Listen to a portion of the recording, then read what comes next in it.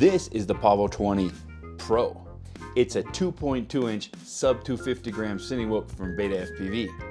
Now the Pavo20 Pro is an update of the Pavo20, and the Pavo20 was an update of the Pavo Pico. So there have been a lot of refinements to this design and a lot of improvements, like a better camera cage, a larger wheelbase with bigger motors and bigger props. We're going to talk about some of the improvements that have been made on the Pavo20 Pro, and we're going to talk about flight times, batteries, and we're going to talk about how this drone flies. By the end of this video, you'll have a better idea if this drone is for you.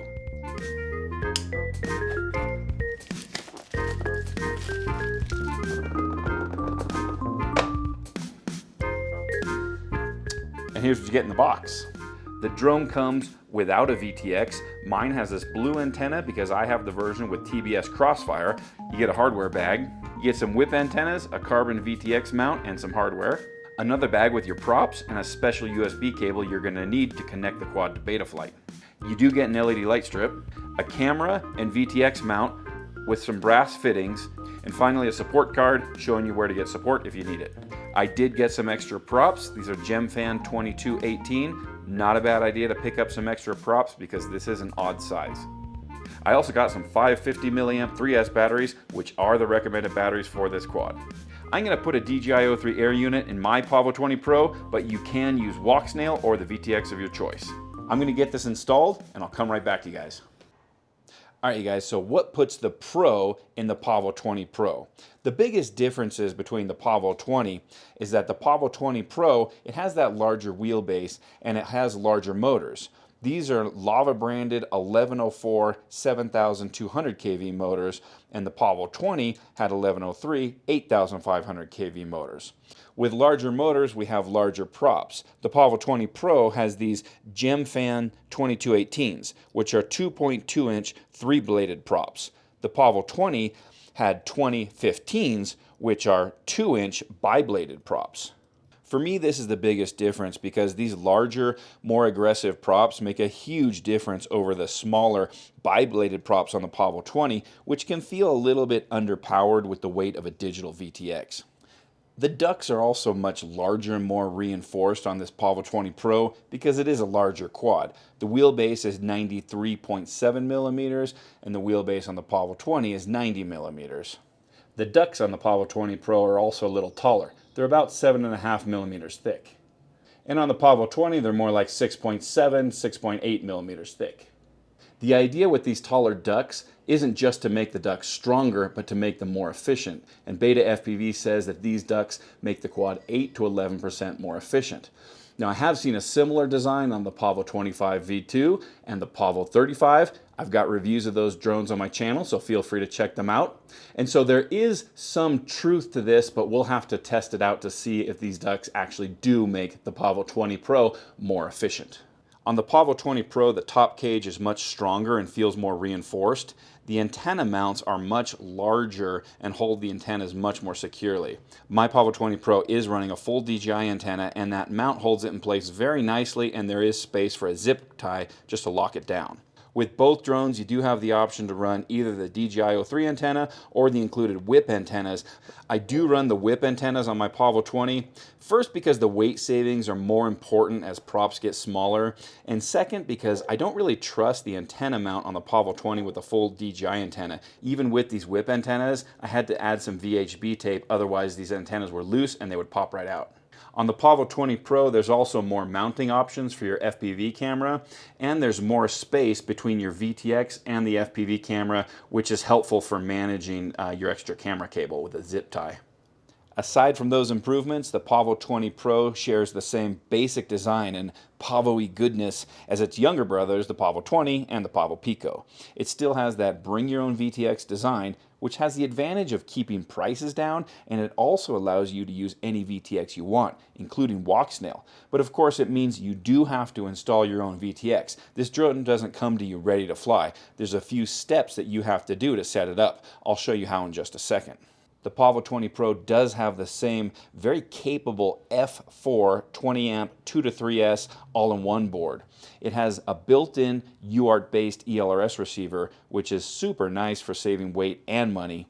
And like the Pavo 20 and the Pavo Pico, it does require a USB dongle in order to plug into Betaflight, which is a bit of a pain because it's a tiny little plug that's fiddly to plug in, and it's just another thing you have to keep track of.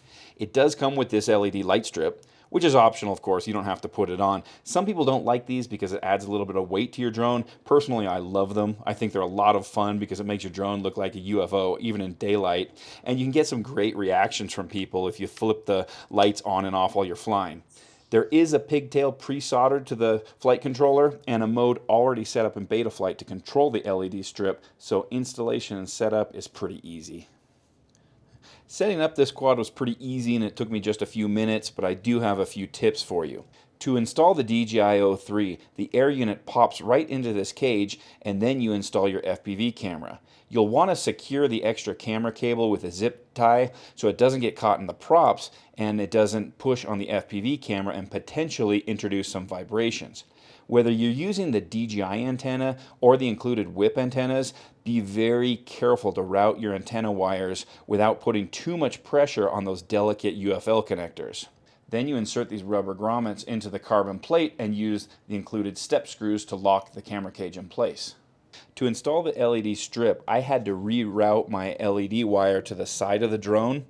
And the reason is it didn't reach the connector on the LED strip because with my crossfire receiver and that capacitor down there, it gets pretty crowded. Cable management down here can get a little bit tricky, and that cable does feel a little bit short because like the battery lead, I suspect BetaFPV is using the same LED pigtail on this larger frame, which makes it feel a little bit short. It will reach, but just barely. The LED strip you get is just a little bit too long for this drone, but you can just cut it to fit. They use the same LED strip on the Pavo20 V2, which is larger.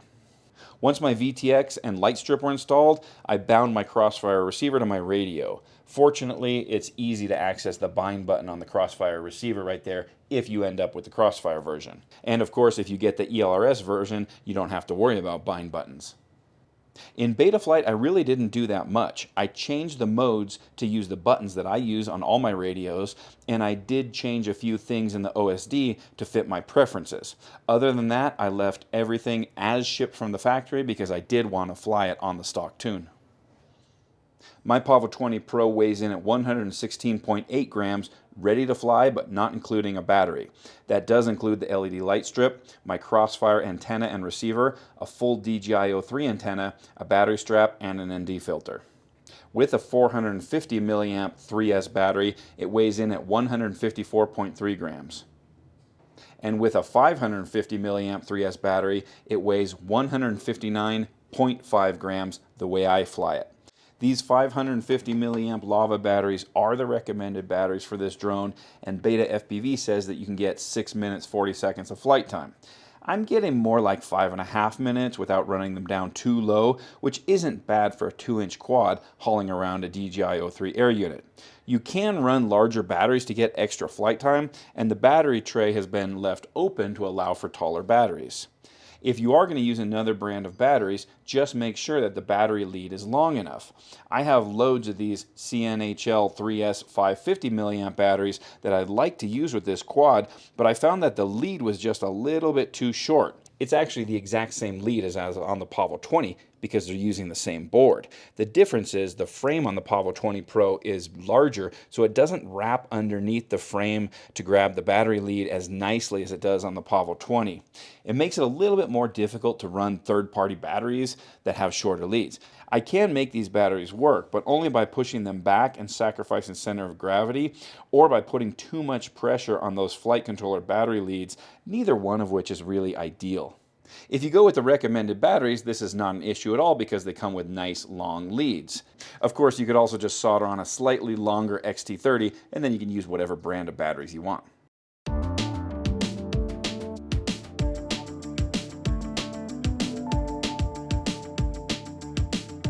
The Pavo20 flies great on the stock tune, and the rates that BetaFPV ships this quad with are very good for my flying style. You wouldn't think there's a big difference between 2 and 2.2 inches, but I think the larger wheelbase along with those larger motors and larger props make the Pavo20 Pro handle the weight of the DJI O3 much better.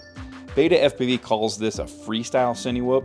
That sounds like a contradiction in terms to me, because at the end of the day, this is a micro quad with 2.2-inch props and a heavy digital VTX. But it is much closer to a freestyle quad than some of the other lightweight cinewhoops we've seen on the channel. The Pavo20 always felt a little underpowered and floaty to me. I think that was on purpose to make it easier to fly for beginners, or to fly low and slow and get those cinematic FPV shots, especially indoors and around people. After all, why would they have shipped it with bi-bladed props instead of tri-bladed props? With the Pavo20, I also had a lot more prop wash, and I always felt like there wasn't quite enough power to pull out of a dive. The Pavo20 Pro definitely feels like it has more authority, and it can be pushed a little bit harder. As far as having the props or prop guards in view of the FPV footage, I never saw the props or prop guards when I flew 16:9. I did see them when I flew 4:3, and if I stabilized that 4:3 footage in gyroflow, the bottom of the image is cut off anyway, so it didn't matter. Basically, it's not an issue if you fly 16:9, and it's not an issue if you use gyroflow. Just be aware that if you fly 4:3 aspect ratio, you will see the prop guards in view of your FPV footage. All right, you guys, there's a lot to like about the Pavo20 Pro.